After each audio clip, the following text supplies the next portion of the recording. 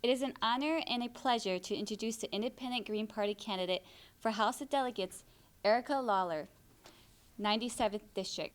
Erica Lawler is a working wife and a mother of 2 toddlers. Erica Lawler, Independent Green Party, works a full-time job as a research administrator. Erica Lawler is another of the prominent Independent Green Party millennial candidates. Please welcome the Independent Green Party, Erica Lawler.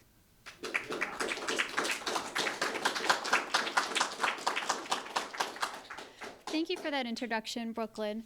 Something that you mentioned in your speech earlier for Arlington County School Board about your daughter looking up to you, that resonates with me as well. My daughter is 4, and I want her to see her parents engaging in the political process. When I found out that the House of Delegates race for my district, the 97th, would once again have a single candidate, the incumbent, I decided it was time to participate in the political process in a new way.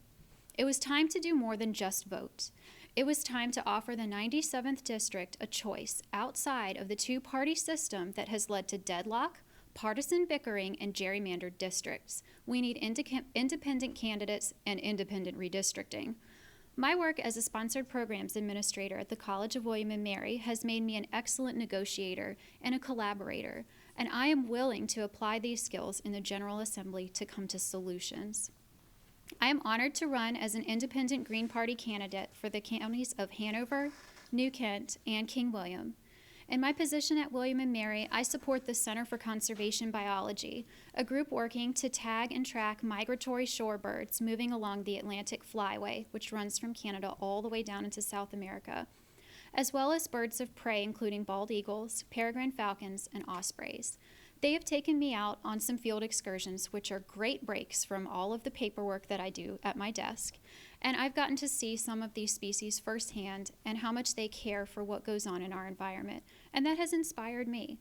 Some of their work on apex avian predators took them to the Gulf of Mexico following the British petroleum oil spill. Virginia should take heed of the lessons learned from the Deepwater Horizon spill. Offshore drilling to meet our energy and transportation needs has devastating consequences for our natural environment and those whose livelihoods depend upon it. We should be looking for solar solutions for our energy sources. That's right. My district is a very rural district, and when Hurricane Isabel came through back in the early 2000s, my parents were without electricity for 2 weeks. If you are not on public water, you don't have public sewage, so your electricity flushes your toilets. And that means people in those districts can't have clean water or basic sanitation. All that it takes is a disruption to our electrical infrastructure to send a lot of rural Virginia into third world living conditions. That is why it is so important for us to look at alternative energy sources in rural areas. It is time, too, for more trains and less traffic in the 97th District. It takes an hour and 7 minutes to get from downtown Richmond to Richmond International Airport via public transportation. That same public transportation route drops passengers off 1 mile from the check-in desk. You can't haul that stuff across Route 60 if you want to check in safely. Richmond International Airport is already on a passenger rail line, but it doesn't stop. Just like in Isle of Wight County, for Colonel Burckard, it goes right past. We need to put a station on this convenient connection for business travelers, employers, and vacationing families.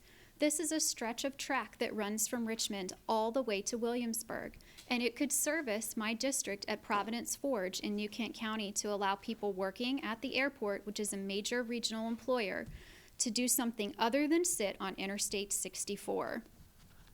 Aside from these environmental and transportation concerns, I have a viable improvement to the Virginia Public Procurement Act. It was revised in 2014, but those revisions were not material. One of my responsibilities as a sponsored programs research administrator is oversight of expenditures on research grants, including purchases made from vendors.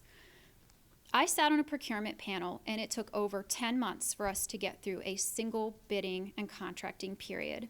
We need to bring the Public Procurement Act into the 21st century with an electronic, statewide bidding and review portal. We already ask our vendors to submit invoices through one. Let's expand it for their bids and reviews too. This is a process that is fiscally responsible and will save Virginia's agencies money on the services and goods it cannot provide to itself. I thank you all for inviting me to the convention to speak, and I hope that in November you will vote for me for 97th District, Lawler Independent Green Party.